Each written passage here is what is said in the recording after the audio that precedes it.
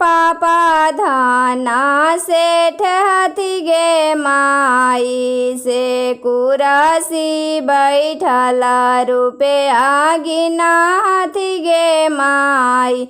से कुरासी बैठल रुपया गिना हाथी गे माई बेटा के पापा धाना लोभी हाथी गे माई से गमछी बिछाई रुपया लेवा हाथी गे माई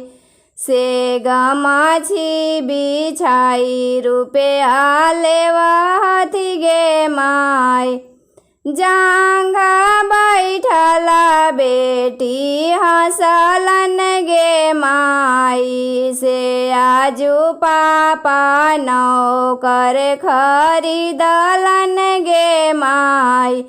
से आजू पापा नौकर खरीदलन गे माई चौका बैठल